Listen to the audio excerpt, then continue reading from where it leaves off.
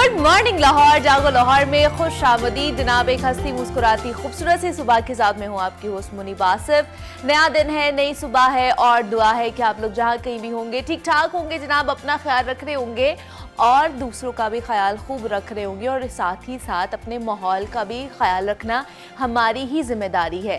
तो जनाब दिन का आगाज़ करते हैं खूबसूरत से पैगाम के साथ जो आपके साथ शेयर करूँगी। तो जनाब हम में से ना अक्सर लोगों को यही नहीं पता होता कि हम जो ज़िंदगी गुजार रहे हैं ना वो असल में है क्या। तो हज़रत वासिफ़ अली वासिफ़ का बड़ा ही खूबसूरत सा कॉल है कि गाफिल की आंख तब खुलती है जब बंद होने लगती है, यानी जब वो मरने लगता है तो उसे एहसास होता है कि ज़िंदगी क्या थी। और वो लोग बड़े खुशनसीब होते हैं जो ये जल्दी समझ लेते हैं कि ज़िंदगी क्या है और फिर वो ज़िंदगी गुजार के, बल्कि जनाब वो ज़िंदगी जी कर इस दुनिया से जाते हैं। और ज़िंदा लोग ही जानते हैं कि उनका दुनिया में आने का मकसद क्या होता है और वो अपनी ज़िंदगी में एक मंजिल को हदफ बनाते हैं, एक मकसद होता है उनका और उसको हासिल करने में वो मेहनत करते हैं, जिद्दोजहद करने शुरू हो जाते हैं और उनकी ज़िंदगी रोज़मर्रा की रूटीन तक नहीं रहती है। सोना, जागना, काम करना, खाना पीना और फिर सो जाना, ये हमारी रूटीन होती है आम तौर पर, बल्कि वो अपने मकसद को पूरा करने के लिए हमेशा कुछ नया करते हुए हमें नज़र आते हैं, कुछ एक्स्ट्रा, कुछ क्रिएटिव करता हुआ हमें नज़र आ रहे होते हैं कि उन्होंने जो अपनी ज़िंदगी गुजारनी नहीं, जीनी है। ज़िंदगी गुजारने में और जीने में भी बड़ा फ़र्क होता है। गुजार देना कि हम डेली रूटीन में एक ही जनाब रूटीन के साथ हम लोग ज़िंदगी गुजार रहे होते हैं, कोई नई चीज़ नहीं हम अडॉप्ट कर रहे होते, कुछ नया नहीं सीख रहे होते हैं और बस हम गो विद द फ्लो के साथ हम लोग अपनी ज़िंदगी गुजार रहे होते हैं। लेकिन जीना होता है जिसमें आप मुतमईन हों, जिससे आप प्यार कर रहे हों, वो चीज़ आपके पास हो, आप खुशी का इजहार करें और आप अपनी ज़िंदगी को बामकसद बनाएं। तो ऐसी ज़िंदगी होनी चाहिए जिसमें छोटे छोटे आप गोल्स सेट करें।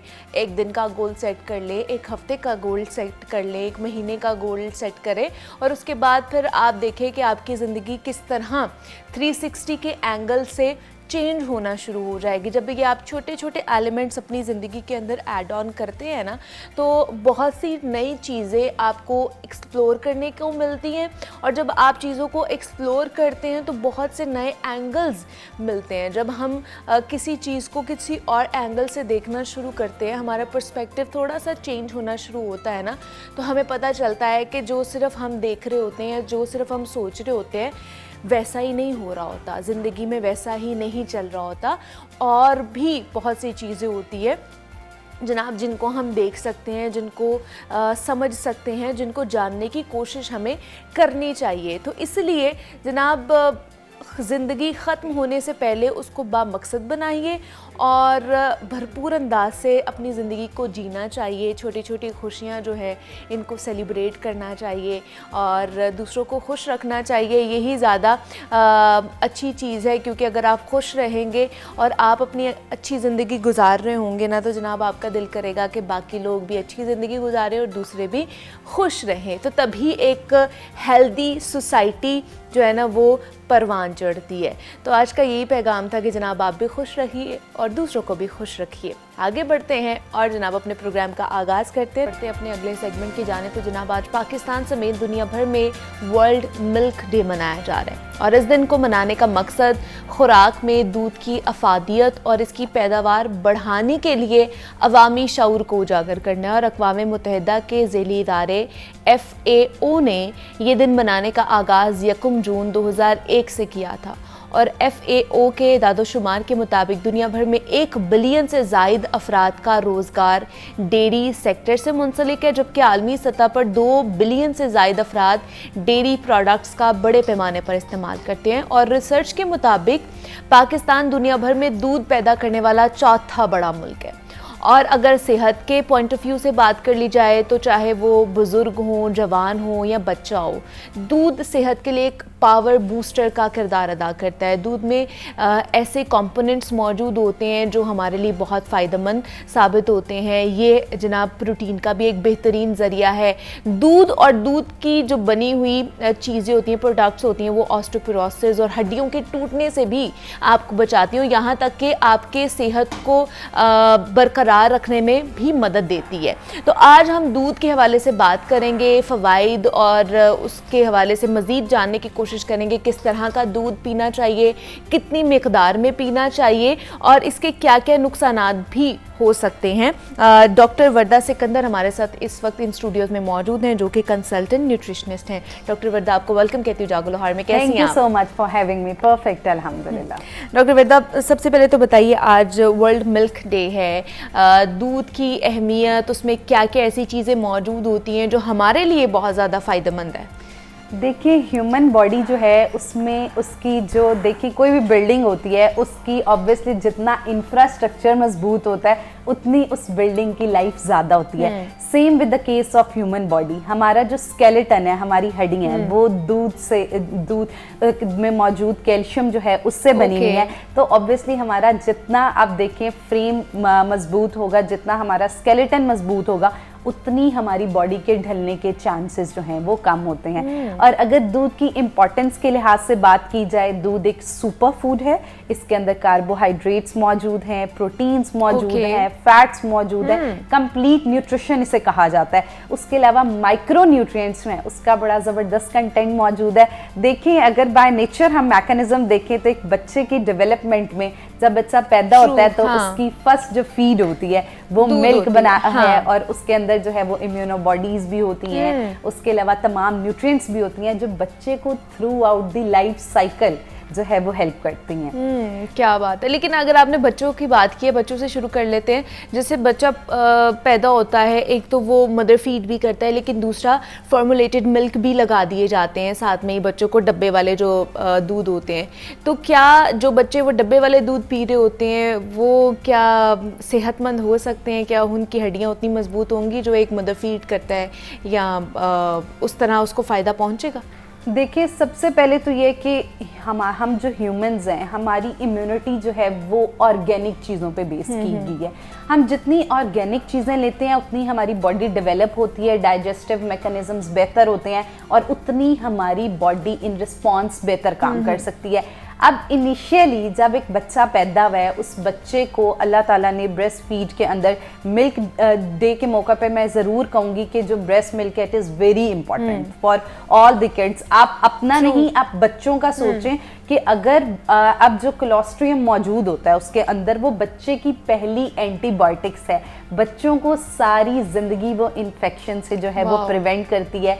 उसके अलावा हमारी जो कूलन और इंटेस्टाइनल हेल्थ है उसको इम्प्रूव करती है। तो अब इनिशियली होता क्या है कि आजकल जैसे आप देखिए, डायरिया से 9% जो है वो बच्चों में डेथ्स के चांसेस जो है वो हो रहे हैं। उसकी एक बहुत बड़ी वजह ये भी है कि जब इनिशियली बच्चा पैदा हुआ तो हमने उसको फौरन स्टार्ट ही फॉर्मुलेटेड, मतलब आपने बच्चे की बुनियाद ही फॉर्मुलेटेड चीज़ पे रख दी है, ना जिसकी अब्जॉर्प्शन होनी है और ना ही जो है वो बच्चे की डेवलपमेंट होगी। तो आप देखिए, आप बच्चे की बुनियाद ही ऐसी बेस पे रख रहे हैं तो वो through out the life cycle उसको फिर इन्फेक्शंस भी होंगे, उसको प्रॉब्लम्स भी होंगे।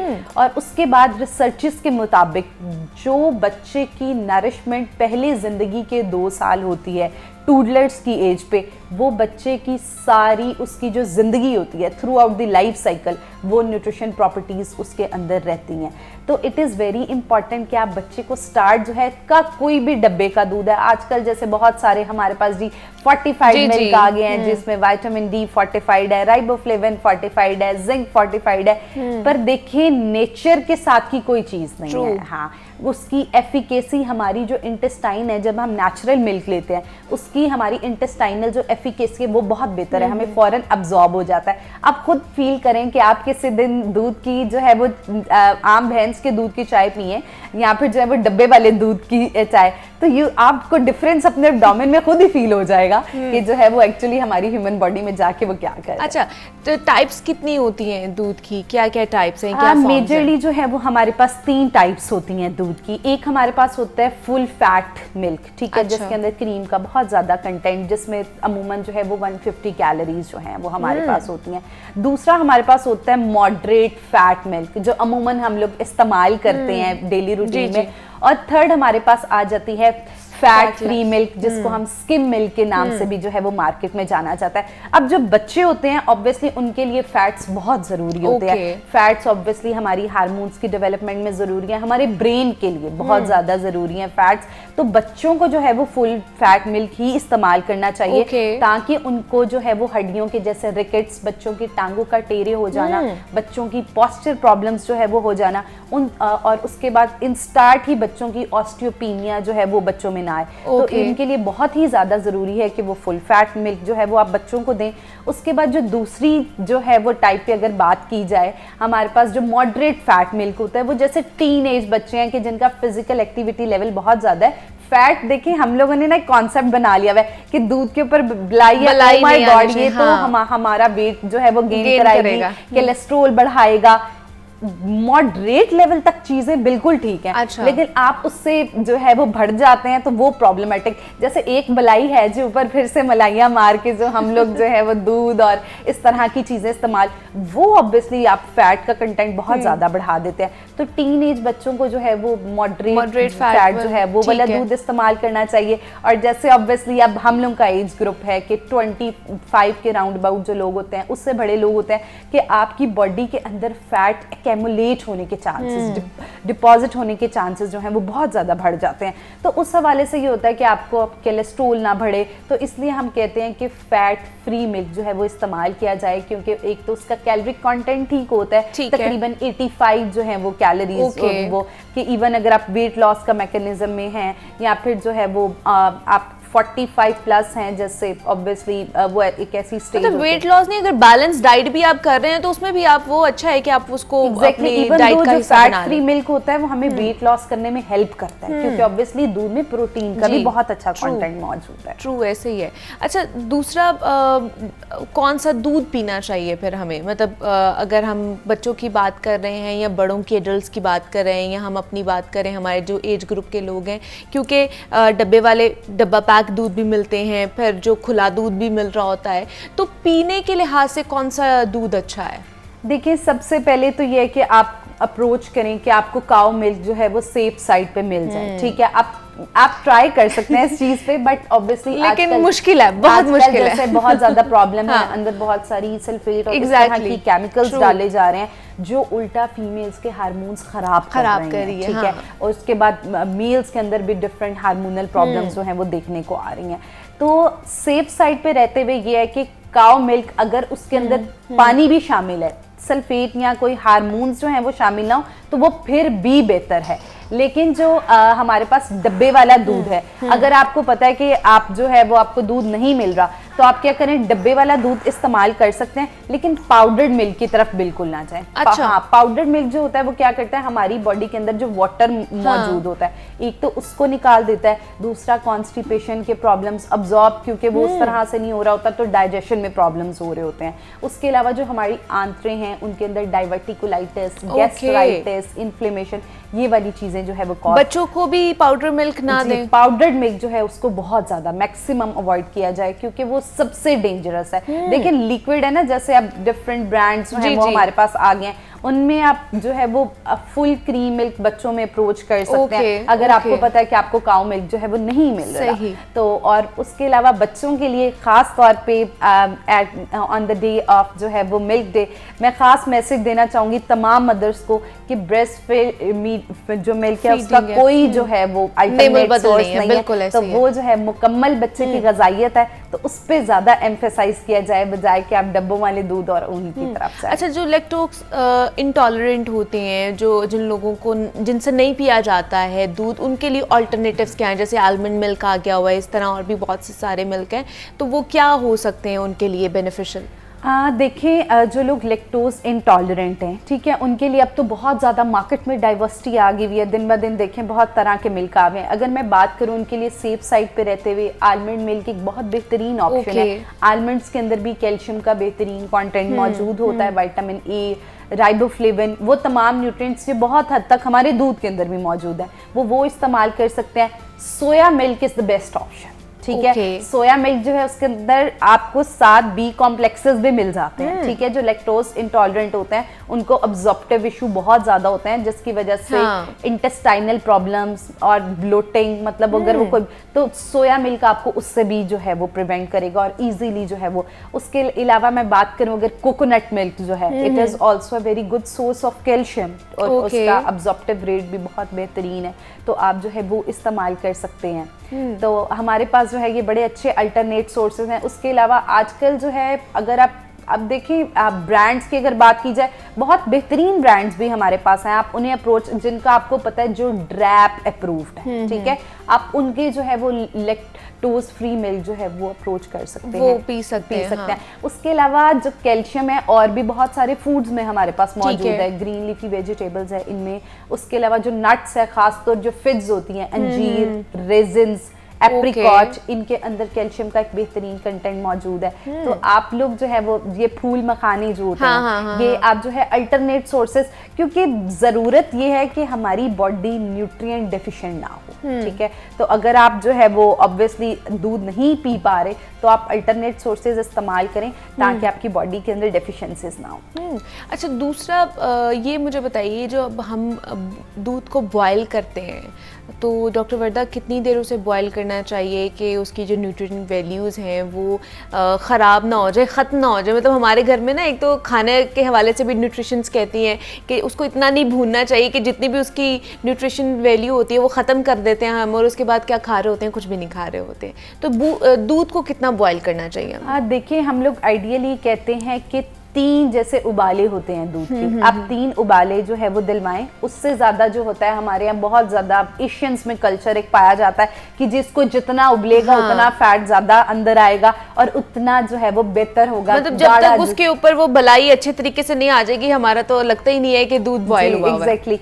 तो जो है वो ऑब्वियसली हमें चाहिए 3 जो उबाले हैं दूध के वो आए। दूसरा ये चीज़ है कि आप जितना ज़्यादा दूध को बॉयल करते जाते हैं, दूध के अंदर मौजूद राइबोफ्लेविन और विटामिन ए बिल्कुल ख़त्म होता जाता है, क्योंकि ये जो है वो सेंसिटिव न्यूट्रिएंट्स जो है वो हम इन्हें कहते हैं। तो जब हम इसे अब्जॉर्ब करते हैं तो ऑब्वियसली बॉयल करने से एक तो वो ख़त्म हो जाते हैं। दूसरा क्या होता है कि जब फैट बहुत ज़्यादा दूध में भर जाता है, ऑब्वियसली आप बॉयल करी जा रहे हैं, तो उसके अंदर से वाटर, देखें दूध के अंदर जैसे पानी भी मौजूद होता है कुदरती तौर पे, उसके अलावा फ्रुक्टोज, नेचुरल शुगर जो हैं वो दूध के अंदर मौजूद है, तो वो बहुत ज़्यादा अफेक्ट हो जाती हैं। तो जिसकी वजह से क्या होता है, जब हम वो दूध पीते हैं तो we feel burden on our abdomen. यहाँ कई बार मतलब पेशेंट्स आके मुझे भी कहते हैं हम लैक्टोज इंटॉलरेंट है, मगर जब उनके टेस्ट कराए जाए तो दे आर नॉट। वो एक्चुअली दूध को इतना ज्यादा बलाई की और उसको बॉईल कर करके हैवी कर देते हैं कि उसके अंदर से वाटर जो है वो बहुत मैक्सिमम हद तक रिलीज हो जाता है। तो ऑब्वियसली आप डायरेक्ट आजकल बहुत ज्यादा फैट क्रीम लेंगे तो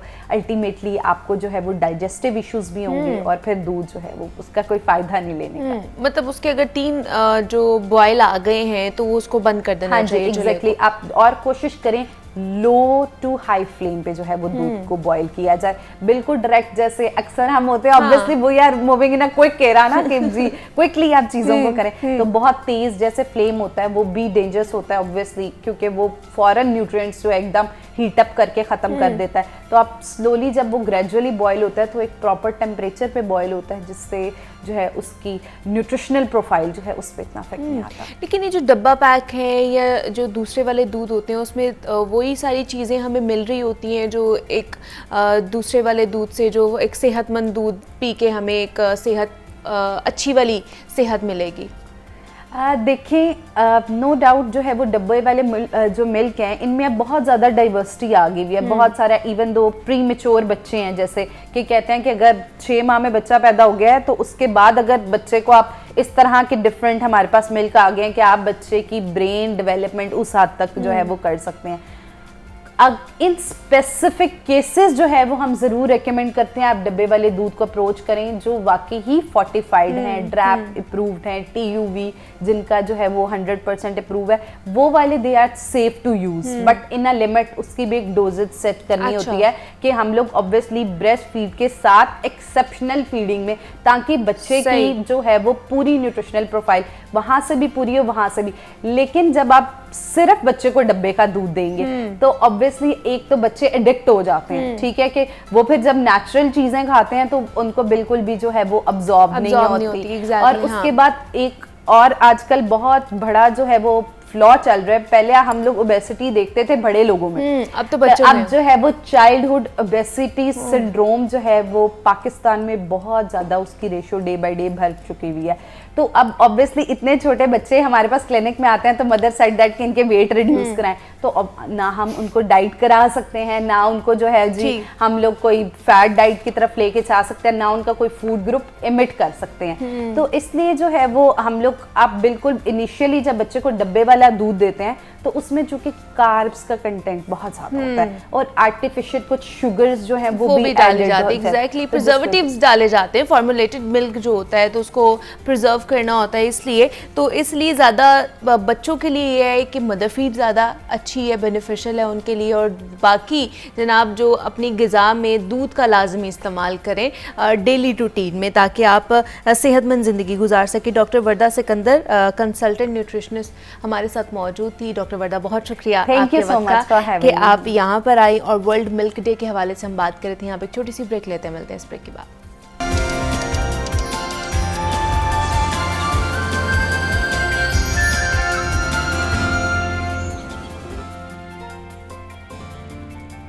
वेलकम बैक टू जागो लाहौर। जनाब सेगमेंट है हमारा लाहौर की दुनिया जिसमें हम शहरियों के मसाइल पर गुफ्तगू और हुक्काम बाला के नोटिस में लाते हुए उनका मुनासिब हल तलाश करने की कोशिश करते हैं। तो जनाब महंगाई का जिन मुसलसल बोतल से बाहर है और जिसकी वजह से पाकिस्तान में महंगाई की शरह में मुसलसल इजाफा रवा बरस के 5वें माह में भी जारी है। वफाकी इदारा शुमारियात के मुताबिक गुज़श्ता बरस के मुकाबले में इस साल महंगाई की शरह में रिकॉर्ड इजाफा हुआ है और जो गुज़श्ता 50 सालों में महंगाई की बुलंद तरीन सतह पर पहुंच चुकी है। कल हमने अद्वियात का जिक्र किया था कि किस तरह होशरुबा इजाफे के साथ अवाम को दवाई की सूरत में दर्द दिया गया है और आज गवर्नमेंट की जानिब से बेचारी दुखों की मारी अवाम को 440 वाट का एक और झटका दे दिया गया है। ताज़ा तरीन सूरत हाल अगर आपके साथ शेयर करूँ तो जनाब नेपरा ने बिजली की कीमतों में ₹1.60 फी यूनिट इजाफे की मंजूरी दे दी है और बिजली की कीमतों में इजाफे का इतलाक रवा साल जून से सितंबर तक होगा। बिजली की कीमतों में इजाफा जनवरी से मार्च तक की एडजस्टमेंट की मदद में होगा। गर्मी में इजाफे के बाद हुकूमत ने भी अवाम का जो टेम्परेचर है ना वो बढ़ाना शुरू कर दिया है। हुकूमत ने अवाम से पिछले साल फ्यूल एडजस्टमेंट की मद में दिया गया रिलीफ भी बिलों में लगाकर भेजना शुरू कर दिया जिसकी वजह से अवाम अपने बच्चों की रोज़ी रोटी कमाने की टेंशन के बाद अब बिजली के भारी बिलों की अदायगी की परेशानी में मुब्तला हो चुकी है। तो हुकूमत अवाम पर बिजली के जो बम है वो गिराने में कब कमी करेगी, सारी सूरत हाल के हवाले से आज हमने बात करनी है। इन स्टूडियोज़ में हमारे साथ मौजूद है राना फ़ाहद है, नुमाइंदा लाहौर न्यूज़ है, उनसे बात करते हैं कि जनाब कब रिलीफ मिलेगा भी या नहीं मिलेगा। फ़हद आपको वेलकम कहती हूँ जागो लाहौर में, कैसे हैं आप? जी बिस्मिल्लाहिर्रहमानिर्रहीम, थैंक यू मुनीबा, मैं ठीक हूँ, आप कैसी हैं? मैं भी ठीक ही हूँ, ठीक ही हैं, जैसे सारे ठीक हैं वैसे हम भी ठीक हैं। बिजली के बिल इतने ज़्यादा आते जा रहे, समझ नहीं आ रही, इतनी बिजली यूज़ नहीं होती जितने बिल आ जाते हैं और रोज़ाना की बुनियाद पर बिजली की कीमतें बढ़ती जा रही, क्या वजह है इसकी? देखिए इस वक्त आम आदमी जो है वो बिजली के बिल अदा करने से कासर हो चुका है। बेशक वो सिर्फ बिजली गैस के बिल अदा करने के चक्कर में पड़ा हुआ है, उसको अपने घर का खाने पीने का होश ही नहीं है, ठीक है ना। जो एक जिसको मिडिल क्लास कहा जाता था ना वो इस वक्त पिस चुका है और जो मिडिल क्लास और अपर क्लास के दरमियान तबका था ना वो मिडिल क्लास से भी नीचे आ गया है बिजली के बिलों की वजह से और गैस के बिलों की वजह से। रोज़ाना आप दूसरे दिन तीसरे दिन आप देखेंगी टीवी पे खबर चलती है कि नेपरा ने बिजली की कीमतों में 60 पैसे इजाफा कर दिया, ₹1.40 इजाफा कर दिया, ₹1.60 इजाफा कर दिया। अब फिर कल ₹1.60 की इजाफे की मंजूरी हो चुकी है जो अप्रैल के फ्यूल प्राइस एडजस्टमेंट की मद में किया जा रहा है।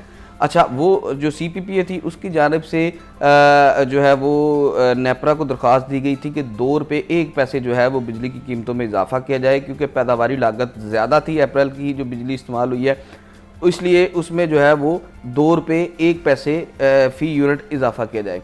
मगर नेपरा ने अवाम पे जो है ना वो बस समझ लें कि ये उन्होंने हाँ जी, एहसान एहसान किया है कि सिर्फ 1 रुपये 60 पैसे बढ़ा 60 पैसे उन्होंने इजाफा किया है। और अभी डाटा की उन्होंने जांच पड़ताल करनी है, डाटा की जांच पड़ताल करने के बाद तफसीली फैसला भी जारी किया जाना है। कल मंजूरी हुई है।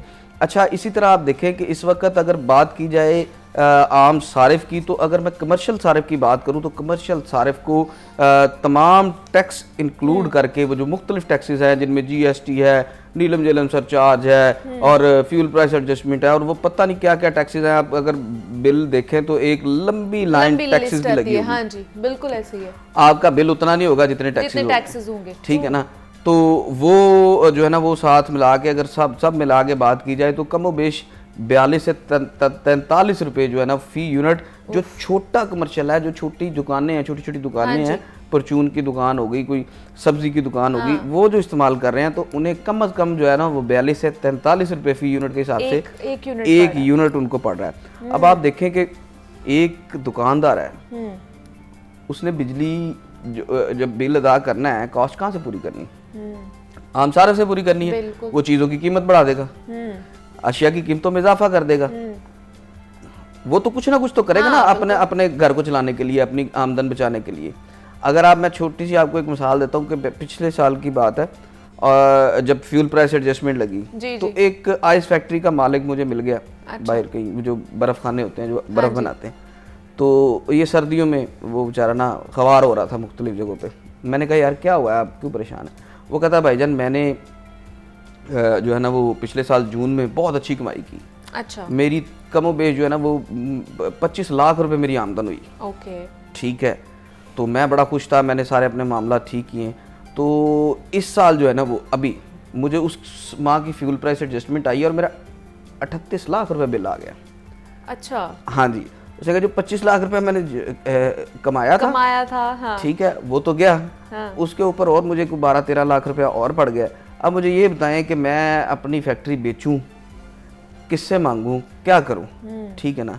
यानी कि मैं पहले आमदन में खुश था। और ये जो फ्यूल प्राइस एडजस्टमेंट है ये इसी तरह है कि आप आज किसी जो है वो होटल पे खाना खाते हैं, अच्छा ठीक है, और 2 माह बाद आपको उसका बिल आ जाता है कि जनाब। लेकिन ये अब इनको याद आया कि अप्रैल में जो वो ज्यादा बिजली यूज हुई थी और अब उसके जो है ना हमने अप्रैल में बेसिकली ये होता है हर 2 माह के बाद जो है ना फ्यूल प्राइस एडजस्टमेंट ऐड होती है उसमें। अच्छा।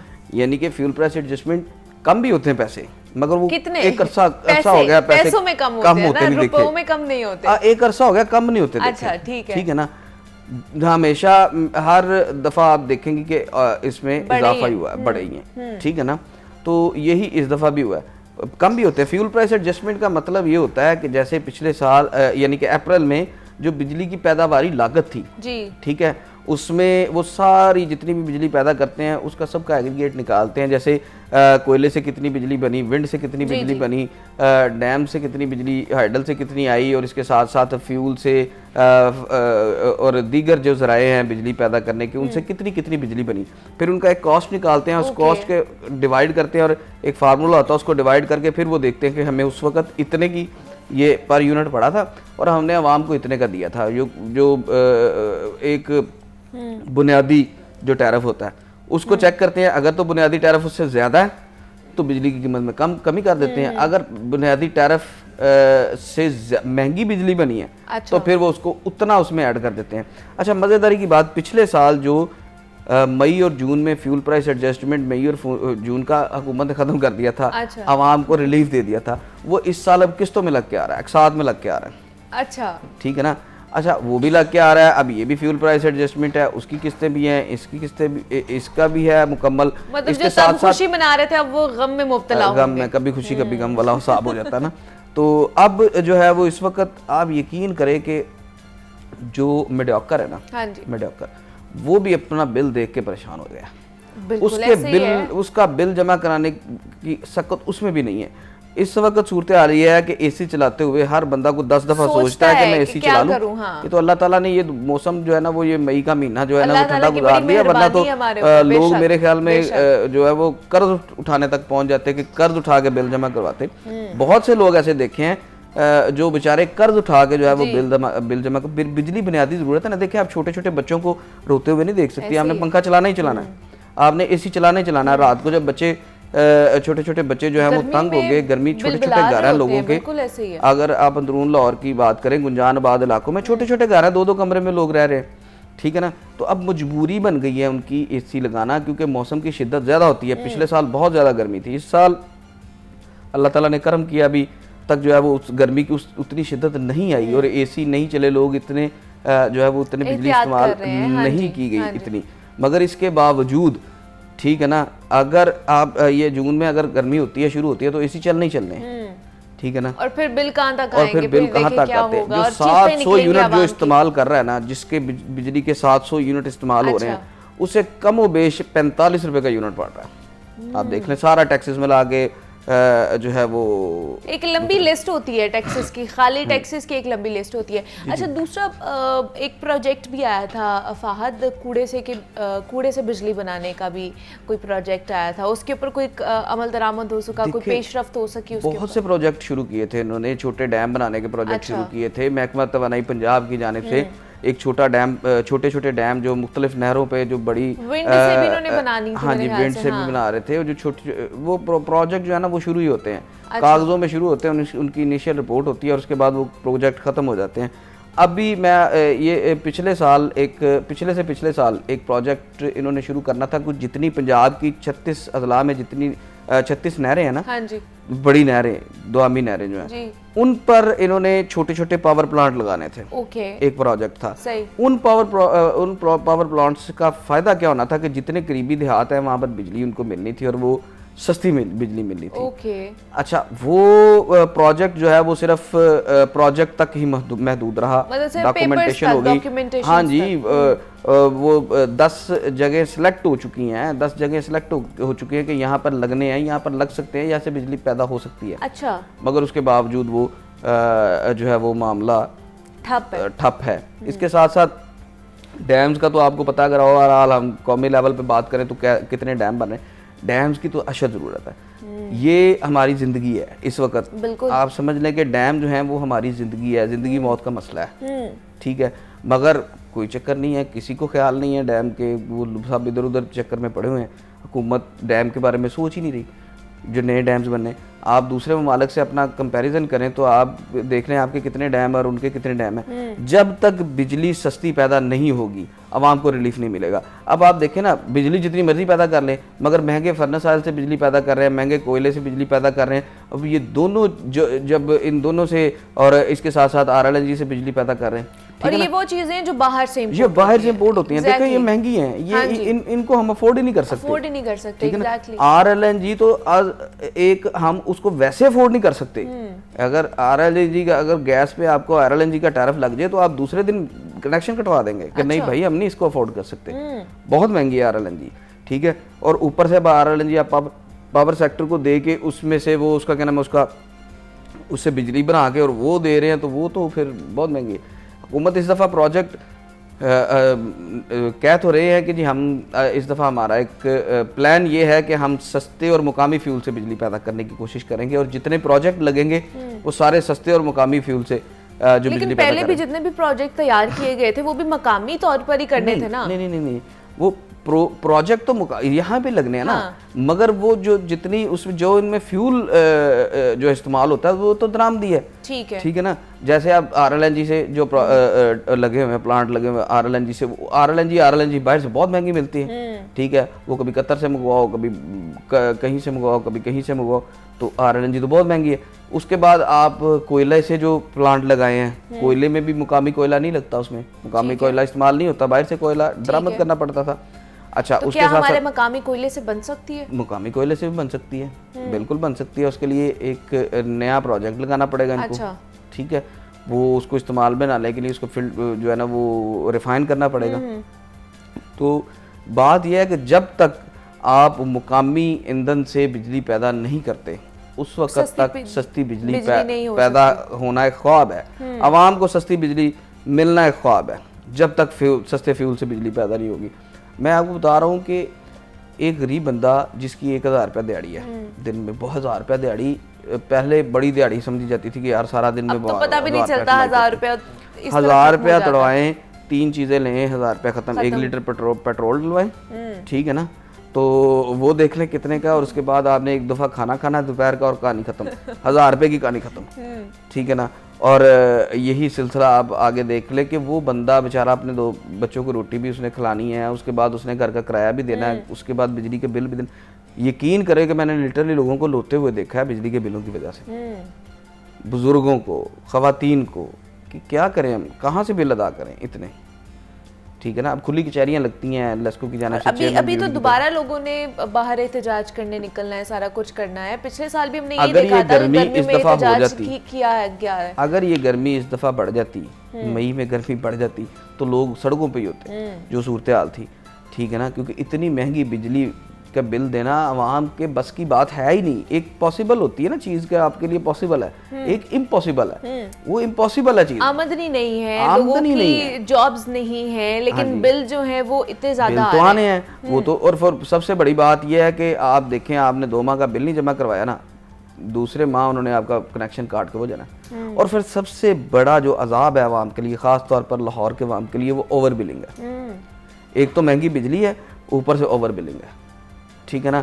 आपने बिजली इस्तेमाल की है 50 रुपए की, ठीक है, वो आप 50 यूनिट आपने इस्तेमाल किए हैं, ठीक है, आपको बिल आ रहा 70 यूनिट का, ठीक है ना। जिसके मर्जी यूनिट में खाते पूरे, वो बिजली चोरी और जो है वो उसका क्या नाम है, वो लाइन लॉसेस सारे वो उस सारफ को डालते हैं जो बिजली के बिल पे कर रहा है। अब अच्छा, ये बिजली महंगी होने का सबसे ज्यादा नुकसान क्या होगा कि बिजली चोरी हो जाएगी। बिजली चोरी की जो है ना वो शरह में इजाफा हो जाएगा। अच्छा। और वही हुआ है, बिजली चोरी की शरह में इजाफा हुआ है।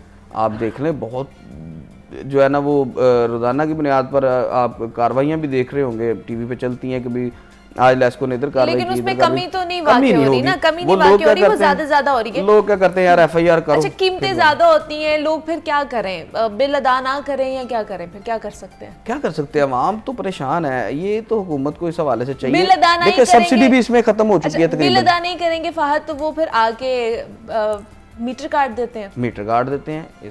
वही और बहुत से लोग हैं, मतलब हमारे इर्द गिर्द भी ऐसे लोग होते हैं जो हमें बताते हैं कि जो मीटर काट के लेके जाते हैं, और उनका जो रवैया होता है, जो ऑफिसर्स होते हैं, जो भी लाइनमैन होते हैं, उनका बड़ा बहुत कुछ सुनने को मिलता है, बड़ा अजीब सा रवैया होता है, बड़ा हद तक अमेज रवैया होता है उनका, बड़ा हद तक अमेज रवैया होता है उनका।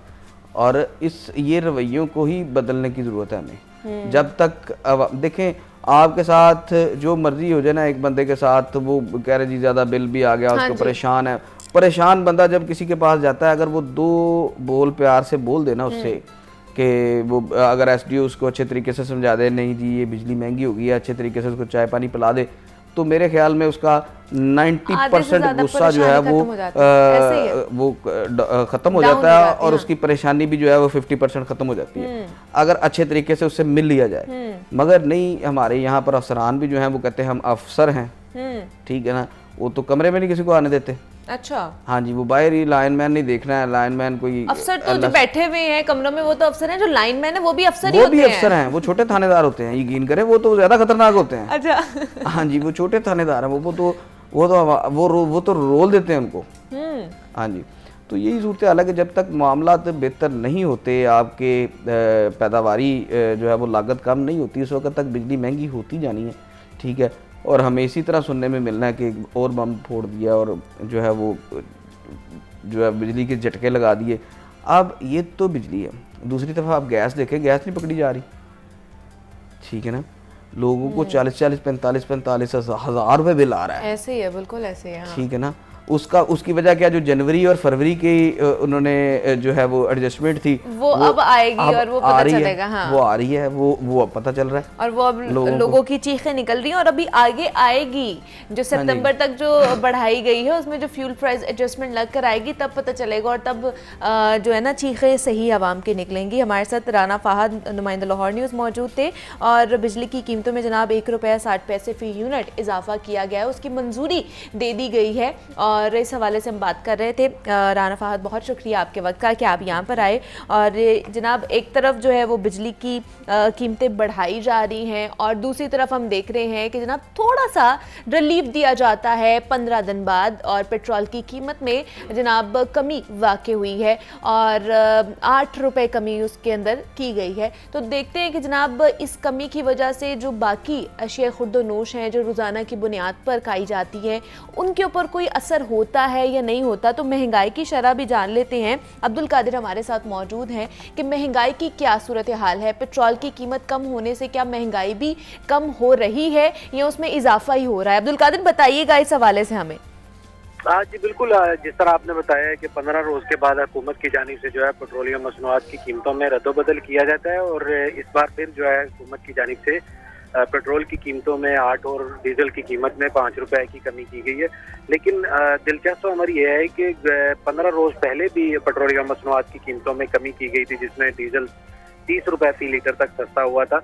लेकिन 15 रोज से जो है वो अगर रोजाना की बुनियाद पर जो सरकारी नसनामे जारी किए जाते हैं उस पर नजर मारी जाए तो ब्रायलर की कीमतों में इजाफा हुआ। इसके बाद जो है सब्जियां जो है वो महंगी हुई, फल जो है वो तो बिल्कुल ही अवाम की कुव्वत खरीद से बाहर है।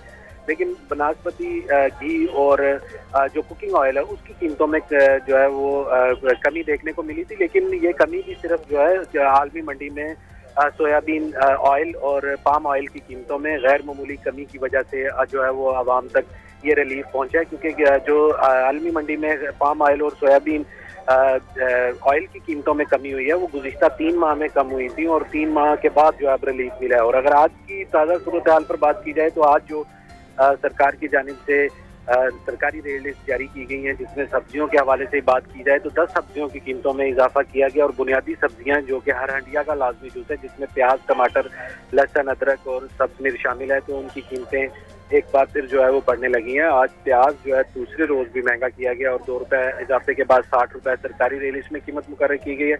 लेकिन मार्केट में प्याज जो है 90 रुपए फी किलो तक फरोख्त किया जा रहा है दर्जा अव्वल का, जबकि मिक्स दर्जे का प्याज जो है वो 70 से 80 तक फरोख्त किया जा रहा है। टमाटर, ठीक है जी, अब्दुल कादिर हमारे साथ मौजूद थे, महंगाई की सूरत हाल के हवाले से अपडेट कर रहे थे। एक तरफ जहां पर जनाब बिजली की कीमत में इजाफे की मंजूरी दी गई है, दूसरी तरफ पेट्रोलियम मसनूआत की कीमतों में 8 रुपये कमी वाक़ई हुई है और उम्मीद करते हैं कि जनाब पेट्रोल की कीमतें कम हुई हैं तो जो ओवरऑल महंगाई है उसमें भी कमी वाक़ई हो, क्योंकि जैसे ही पेट्रोल की कीमत बढ़ती है तो अशिया खुर्दोनोश की कीमतें बढ़ाई जाती हैं, तो अब कम हुई है तो उनकी खुदारा उनकी कीमतों में भी कमी वाक़ई होनी चाहिए। यहाँ पे एक छोटी सी ब्रेक लेते हैं और मिलते हैं इस ब्रेक के बाद।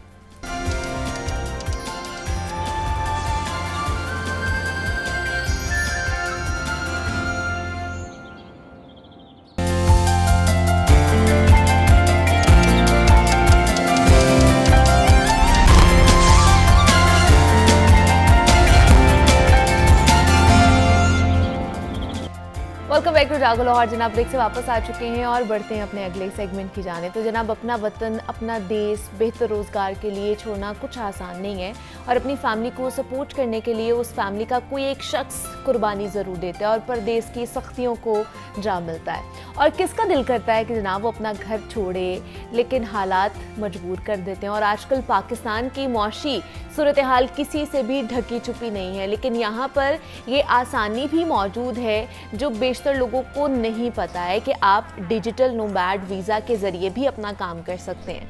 अब ये डिजिटल नोमैड वीज़ा क्या है? ये एक प्रोग्राम है जो किसी को अपनी मुस्तकिल रिहाइश के मुल्क से दूर रहते हुए दूर से काम करने का एक कानूनी हक देता है। डिजिटल नोमैड वीज़ा बुनियादी तौर पर रिमोट वर्कर्स हैं जो मुस्तकिल बुनियादों पर मुख्तलिफ मकामात पर सफ़र करते हैं और वो जदीद टेक्नोलॉजी को काफ़ी शॉप्स, होटल्स, काम करने की जगहों पर या लाइब्रेरी को अपने काम करने के लिए इस्तेमाल करते हुए उनको दुनिया में कहीं पे भी काम करने के लिए सिर्फ वाईफाई, लैपटॉप या फिर उनका जो स्मार्टफोन होता है ना उसकी ज़रूरत होती है।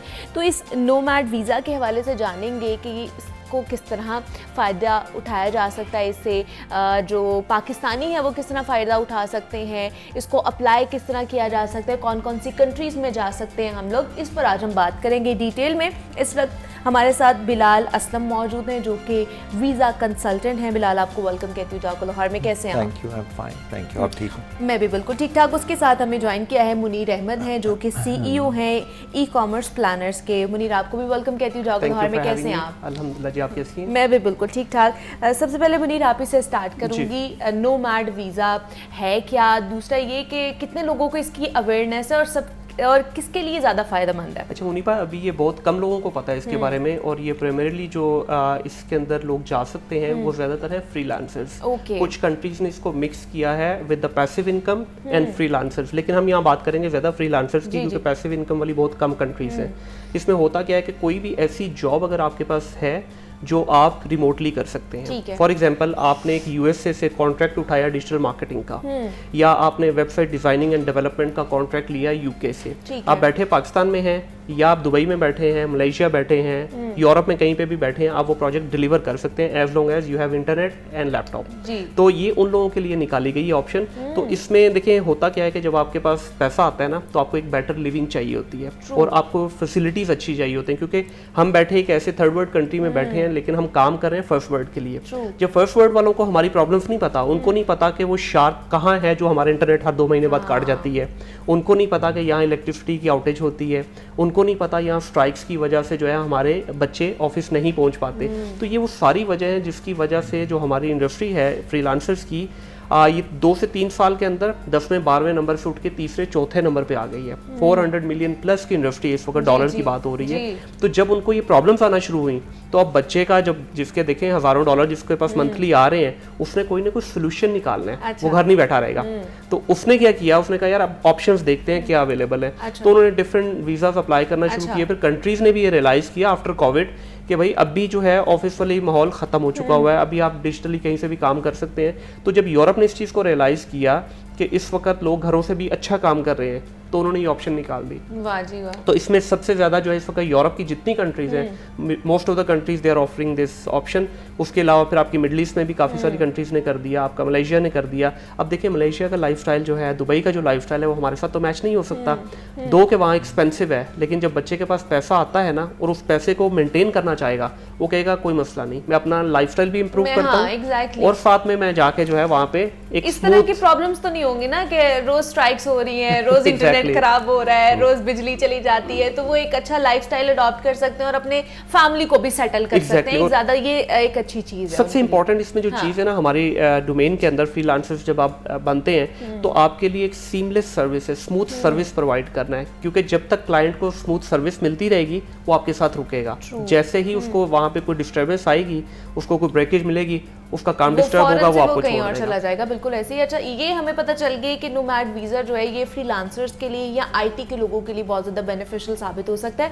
अब हमने ये पता करना है कि जनाब इसको अप्लाई कैसे करें, कहाँ कहाँ अप्लाई कर सकते हैं, कौन कौन सी चीज़ें चाहिए होती हैं। तो उसके लिए बिलाल ने हमें ज्वाइन किया है। तो बिलाल, किस तरह अप्लाई किया जा सकता है नोमैड वीज़ा? अच्छा, इसमें सबसे पहले तो ये कि आप जाना किधर चाह रहे हैं। अच्छा, वो सबसे इम्पोर्टेंट सवाल है, क्योंकि आपने अपनी प्रेफरेंस देखनी होती है। जैसे मुनीर ने बात किया कि चलें, एक तो ये हो गया कि डिजिटल इंफ्रास्ट्रक्चर आपको चाहिए, लाइफस्टाइल चाहिए, लेकिन उसके अलावा उस कंट्री का एनवायरनमेंट कितना कंड्यूसिव है, वेदर कैसा है। फॉर एग्जांपल, अगर it's a very cold country, वहाँ टेम्परेचर ही -25 है। नॉर्वे की केस में हम बात कर लेते हैं, जहाँ पे डिजिटल नोमैड वीज़ा है, तो ऑब्वियसली वो आपकी कंसिडरेशन का पार्ट नहीं होना चाहिए। देन दुबई है, थाईलैंड है, फिर मलेशिया है, फिर यूरोपियन कंट्रीज है। इट इज अप्रॉक्सीमेटली 56 कंट्रीज हैं, 50+ कंट्रीज, और नियरली यू कैन से कि 56 कंट्रीज हैं जिसमें अप्लाई किया जा सकता है। अच्छा, अब coming on to that thing कि अप्लाई कैसे करना है, उसमें यह कि एक तो ऑनलाइन वीज़ा एप्लीकेशन फॉर्म होता है, वो आपने फिल करना होता है, अपॉइंटमेंट लेनी होती है। फिर अपॉइंटमेंट के बाद आपने उसमें कुछ प्रूफ्स अटैच करने होते हैं। जैसे अभी हमने बात की इनकम की, इनकम बार्ट का क्राइटेरिया है हर कंट्री का अपना। कोई आपसे मांगेगा कि आपकी जो मंथली इनकम है वो $3000 होनी चाहिए। फॉर एग्जांपल दुबई के केस में, अगर आप एम्प्लॉयड हैं, अगर आप बिजनेस कर रहे हैं, कोई ऐसा बिजनेस जो आप रिमोटली ऑपरेट कर सकते हो और डिजिटल नोमैड कैटेगरी में आ रहे हैं, तो आपकी monthly income should be like $5000। तो अब ये देखने वाली बात है कि आप फॉल किधर करते हैं अपने इनकम के लिहाज से। अच्छा। फिर इस तरह से जर्मनी का ऑप्शन बड़ा अच्छा है। जर्मनी डिजिटल नोमैड को फ्रीलांसर वीज़ा कहता है, और उसमें उनका कैप ये है कि €9000 का आपका आपके पास लिविंग एक्सपेंस होना चाहिए for a complete year. Income पे बहुत ज़्यादा कैप नहीं है, तो वो it can be a good opportunity for people जिनके पास शायद एकदम इनकम ज़्यादा नहीं है लेकिन उनके रिजर्व्स हैं, उनके पास पैसे पड़े हुए हैं। तो ये सारी सूटेबिलिटी आपने देखनी होती है। फॉर एग्जांपल अगर मैं आपसे अपनी बात करूं तो I like tropical environment, so I would love working for based in Dubai. या आप इमेजिन कर सकते हैं जब हम लाइफस्टाइल की बात करते हैं कि सीशेल अगर आप जा रहे हैं, सीशेल भी डिजिटल नोमैड दे रहा है, और just imagine yourself sitting on the beach right working on your laptop. So ये आज आप दोनों आज सुहाने ख्वाब दिखा के जा रहे हैं पाकिस्तानियों को। नहीं, ये रियलिटी है, रियलिटी है। देखें, आपका जो ना हक अल्लाह ताला ने आपको आज़ाद पैदा किया है, तो हम गुलाम क्यों बने जब एक अच्छी लिविंग कर सकते हैं। ठीक है, हमें अगर पीआर नहीं मिल सकती या हमें इतनी आसानी से दूसरे वीज़ास नहीं मिल सकते, ये तो मिल सकते हैं ना। तो उसमें ये है कि आपके लिए बेहतरी से बेहतरी होती जाएगी। अच्छा, इसमें पीआर भी मिल सकती है जिस तरह हम बात कर रहे थे। अच्छा, ये बड़ी इंपॉर्टेंट चीज़ रियलाइज़ करने की है कि जो डिजिटल नोमैड कैटेगरी है वो पीआर को मेनली टारगेट नहीं करती। अगर हम as an general digital nomad visa की बात करें, मोस्ट ऑफ द कंट्रीज इसको सेटलमेंट रूट की तरफ नहीं लेकर जाते। तो अगर तो किसी का इंटेंशन सेटल होने का है फॉर अ लॉन्ग टर्म, तो उसमें फिर ये है कि ये लॉन्ग टर्म सेटलमेंट की तरफ नहीं जाएगा। क्योंकि यूजुअली ये होता है कि 1 ईयर का देते हैं, 2 ईयर्स की एक्सटेंशन कर देते हैं, फिर 2 ईयर्स कर देंगे, बट मैक्सिमम जो टाइम स्पैन है वो 5 ईयर्स का है। ठीक है। अच्छा, उसके अलावा कुछ कंट्रीज ऐसे हैं, वेरी फ्यू, जैसे पोर्चुगल है, कि पोर्चुगल आपको अलाउ करता है कि आप उसको रेजिडेंसी की तरफ लेकर जा सकते हैं। After some time, after 5 years में भी आप उसको रेजिडेंसी की तरफ लेके जा सकते हैं।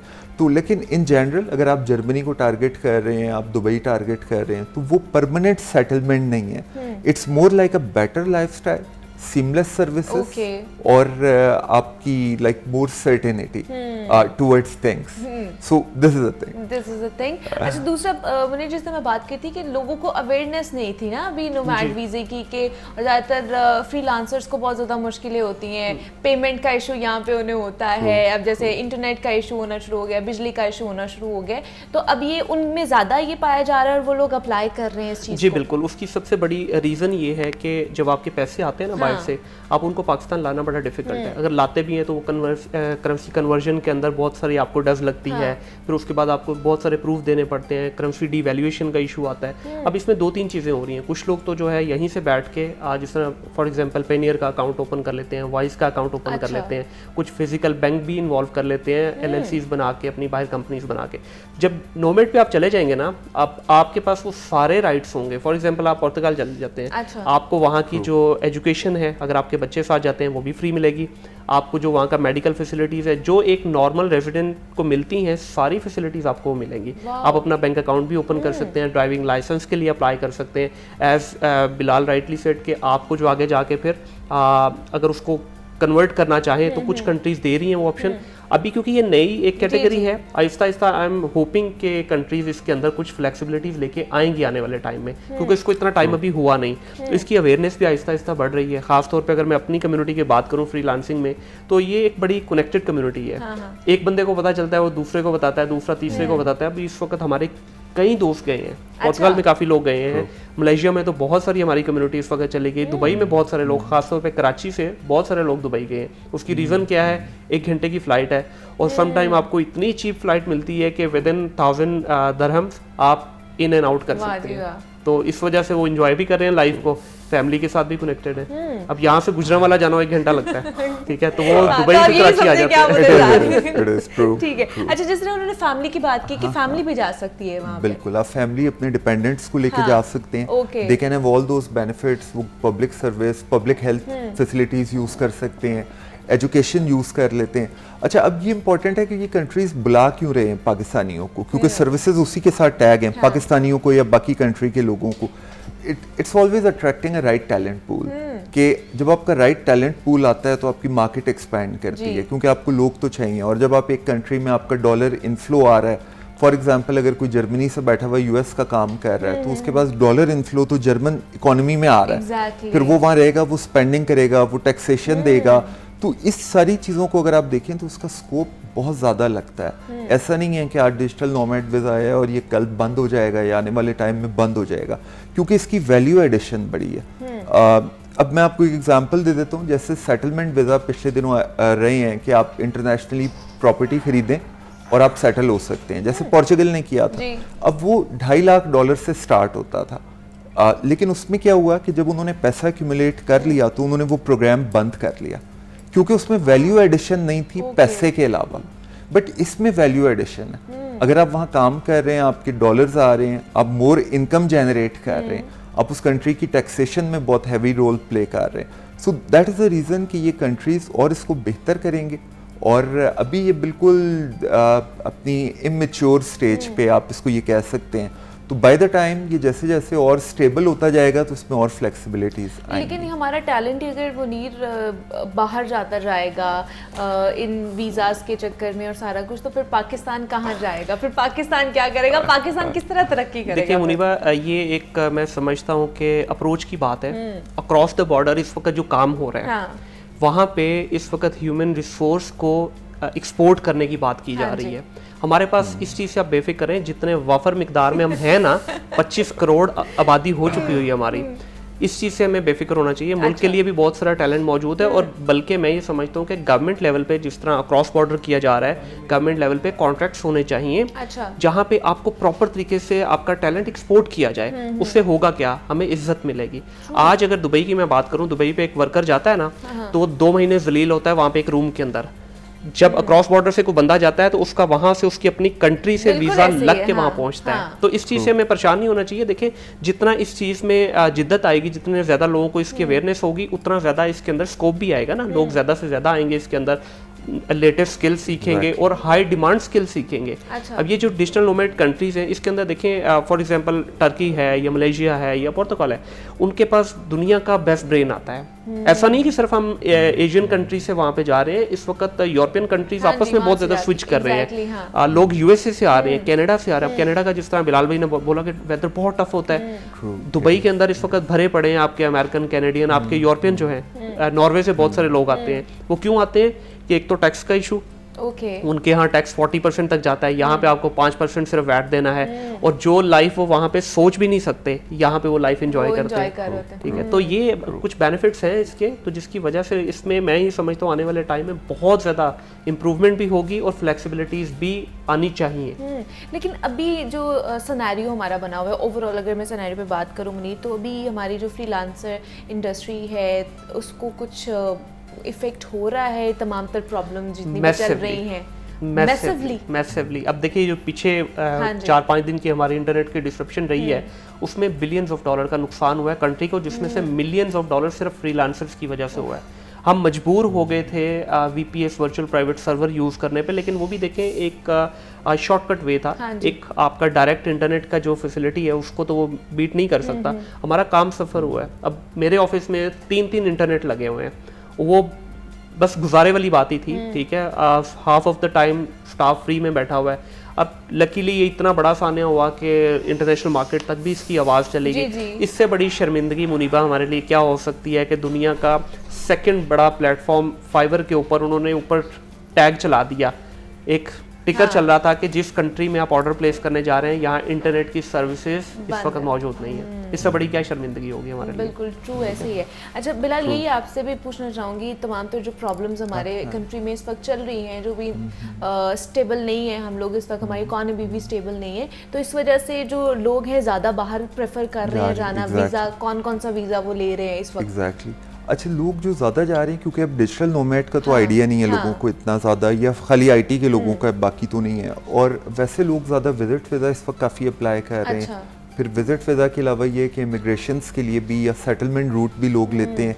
बट अगर आप इसकी रेशो देखें नोमैड की और विजिट वीज़ा की, तो नोमैड की रेशो बहुत बेहतर हो सकती है। क्योंकि ऑब्वियसली जब आपने इसको अप्लाई करना है, जैसे आपने एप्लीकेशन की बात की कि अप्लाई करना कैसे है, तो उसमें आपने अपनी सारी कॉन्ट्रैक्टिंग शेयर करनी है, आपने प्रीवियस बैंक स्टेटमेंट्स शो करनी है, आपने इनकमिंग ट्रांजैक्शंस शो करनी है। तो क्योंकि इनफ्लो बहुत ज़्यादा है पैसों का और आपकी डॉक्यूमेंटेशन बहुत ज़्यादा स्ट्रॉन्ग होती है, तो दैट कंट्री नोज के, अब अगर फ़र्ज़ करें एक कोई साहब डिजिटल नोमैड अप्लाई कर रहे हैं कनाडा का, और एट द सेम टाइम कोई विजिट वीज़ा कर रहा है, तो विजिट वीज़ा पे उनको ये श्योर नहीं है कि एक तो ये जो बंदा आ रहा है ये जेन्युइन टूरिस्ट है, या ये वापस जाएगा कि नहीं जाएगा, और अगर अब यहाँ रह जाएगा तो ये हमारे ऊपर बर्डन आ जाएगा। जबकि जो डिजिटल नोमैड है उसका तो ऑलरेडी इनकम स्ट्रीम बड़ा सेट है, तो वो वहाँ जाके पैसा कमा रहा होगा। तो दिस इज़ अ रीज़न कि इसका जो वीज़ा रेशो है वो खासी बेहतर है। और अगर okay. वैसे इन जनरल हम बात करें तो फिर वो सर्कमस्टेंसेस पे आ जाता है कि उसमें डिफरेंट सेगमेंट्स हैं, उसमें स्टडी पे भी बहुत लोग जा रहे हैं, बहुत ज़्यादा बच्चे जा रहे हैं। बाय फार ये सबसे ज़्यादा अफोर्डेबल और क्विकेस्ट वे बाहर जाने का जो है वो स्टडी है। फिर उसके अलावा विजिट वीज़ा, कनाडा भी बहुत फ्रेंडली हुआ हुआ है विजिट वीज़ा को लेके। तो अगर तो किसी के भी फाइनेंशियल्स बेहतर हैं तो ही और she can apply for a Canadian visit visa. तो आपको ये भी देखना होता है अप्लाई करते हुए कि किस मुल्क की क्या पॉलिसीज जा रही हैं। फॉर एग्जांपल अगर हम ऑस्ट्रेलिया की बात करें या हम यूएस विजिट वीज़ा की बात करें तो इसका ratio is very low. Apply नहीं करना चाहिए क्योंकि आपके कंट्री में अनस्टेबल हुआ हुआ है सारा, और दे आर एक्सपेक्टिंग कि जी लोग यहाँ से everybody wants to leave Pakistan, something like that, it is their perception. So अगर आप इस वक्त अमेरिकन वीज़ा रेशो देख लें बहुत कम है, ऑस्ट्रेलिया ने आपकी overall age in country rating जो है वो लेवल 2 पे आपको ले गया है, तो इस वजह से हिट आया है। फिर इवन शेंजन कंट्रीज आपको वीज़ा नहीं दे रहे। तो आपने ये बड़ा क्लोजली मॉनिटर करना है कि इस वक्त एक्चुअल डायनामिक्स हैं क्या, सिचुएशन क्या चल रही है। वीज़ा में रेशो कभी बेहतर हो जाएगी, कभी कम हो जाएगी, बट वो सब कुछ लिंक्ड है आपके कंट्री के हालात से। कुछ के बेहतर होगी। अच्छा, एक तो कनाडा का तो खासा बेहतर है, जैसे मैंने आपसे शेयर किया। कनाडा के बाद ये कि यूएस का भी बेहतर हो जाएगा। ऑस्ट्रेलिया वी कैन नॉट से एग्जैक्टली, लेकिन ये कि यूएस की विजिट वीज़ा रेशो तो बहुत बेहतर हो जाएगी, क्योंकि पहले काफ़ी विजिट वीज़ाज इशू हुए हैं, बट अब थोड़ा सा इन्होंने पॉलिसीज़ को स्टिफ कर दिया है। वो तमाम तर जितनी भी प्रॉब्लम्स है, सिनेरियो भी तो इस तरह का है ना। अच्छा, लास्ट कमेंट्स आप दोनों से लेना चाहूँगी मुनीर, क्या लास्ट कमेंट करेंगे? इसमें अभी एक पॉइंट मैं ऐड करना चाहूँगा रिगार्डिंग डिजिटल नोमैड। इस वक्त जो है ना ये काइंड ऑफ फास्ट ट्रैक है। आप अगर अप्लाई करते हैं किसी भी कंट्री का तो विद इन फ्यू वीक्स आप वहाँ पे जा सकते हैं। इतना क्विक है ये कंपेयर टू जो आपकी सेटलमेंट है या जो बाकी जितने भी कैटेगरीज है उनमें थोड़ा सा टाइम ज़्यादा लगता है। इसका कुछ केसेस में तो विजिट वीज़ा से भी टाइम कम लग रहा है इसमें। तो ये है कि इस वक्त आपके पास अपॉर्चुनिटी है, अगर आप वाकई एक अच्छी लिविंग की तरफ जाना चाहते हैं और अपनी सर्विसेज को स्मूथ तरीके से अपने क्लाइंट तक डिलीवर करना चाहते हैं तो वी हैव ऑप्शन, तो जो जा सकते हैं। ख़ास तौर पे ये मैं उन यंग बच्चों के लिए मैसेज देना चाहूँगा जो अभी 27 ईयर से कम जिनकी एज है, जाएँ 5 साल अपनी ज़िंदगी के जो है ना किसी गोरे मुल्क को दे लें, दुआएं देंगे सारी जिंदगी। एग्जैक्टली। आप क्या कहेंगे? सेम ओपिनियन जी, बिल्कुल जाना चाहिए। और आपको आप पैसा कमा के ला सकते हैं। और जो हमने शुरू में ब्रेन ड्रेन की बात की थी कि लोग जा रहे हैं, तो पाकिस्तान में ये कि आपने फील किया होगा कि जो बाहर भी लोग हैं overseas, they are very well connected with Pakistan. तो पाकिस्तान में वो पैसा भी भेजते हैं। अगर आप हमारा इनफ्लो देखें डॉलर्स का तो वो रेमिटेंसेस बहुत ज़्यादा है। रेमिटेंस सारी वही लोग हैं जो बाहर काम कर रहे हैं, क्योंकि रियल स्टेट इन्वेस्टमेंट भी इधर ही होगी, बाकी काम भी वो इधर ही करेंगे। तो एक तो इंडिविजुअल की ज़िंदगी में बड़ा इंप्रूवमेंट आता है कि जैसे मुनीर ने कहा कि आप 5 ईयर्स लगाएं तो आपको बड़ा एक लाइफ चेंजिंग एक्सपीरियंस हो जाएगा और आपकी लाइफ चेंज हो जाएगी, आप दुआएं देंगे तो उसके साथ उसका आपके मुल्क को भी बड़ा फ़ायदा है। बेशक, और वो बेहतर हो जाएगा, आपकी सर्विस डिलीवरीज बेहतर होंगी। और एक एडवाइस ये कि वीज़ा अप्लाई करते हुए एज अ जनरल रूल अपने ऑप्शंस बड़े फ्लेक्सिबल रखें कि कभी आपने स्टिक नहीं हो जाना कि मैंने जाना है तो विजिट वीज़ा पे ही जाना है वरना नहीं जाना, अच्छा जाना है तो स्टडी पे ही जाना है वरना नहीं जाना। You have to see your circumstances, आपको सूट क्या कर रहा है, किस कैटेगरी में आपकी वेदर इश्यूज आता है। मतलब अगर इस तरह की कोई भी अपॉर्चुनिटी आप लोगों ने अवेल करनी है ना, तो सबसे पहले तो एक कंसल्टेंट से आप रुजू करें जो अच्छा आपको मशवरा दे सकता है। अगर आपको लगता है कि आप अच्छे तरीके से उन चीज़ों को मैनेज नहीं कर सकते हैं तो आप कंसल्टेंट के पास जाइए, वो आपको अच्छा मशवरा देंगे, आपको बताएंगे, आपको गाइड करेंगे कि जनाब आपको क्या करना चाहिए बेहतर लिविंग स्टैंडर्ड्स के लिए। बिलाल असलम हमारे साथ मौजूद है, वीज़ा कंसल्टेंट है। मुनीर अहमद भी हमारे साथ मौजूद है जो कि CEO हैं ई कॉमर्स प्लानर्स के। मुनीर आपका भी बेहद शुक्रिया और बिलाल आपका भी बेहद शुक्रिया कि आप दोनों यहाँ पर आए। और नोमैड वीज़ा के हवाले से हम बात कर रहे थे कि ये होता क्या है, किन के लिए ज़्यादा बेनिफिशियल है और किस तरह जाया जा सकता है। इस पर मुझे इजाज़त दीजिए, अपना बहुत सारा ख्याल रखिएगा। कल आपसे दोबारा मुलाकात होगी। अल्लाह हाफ़िज़।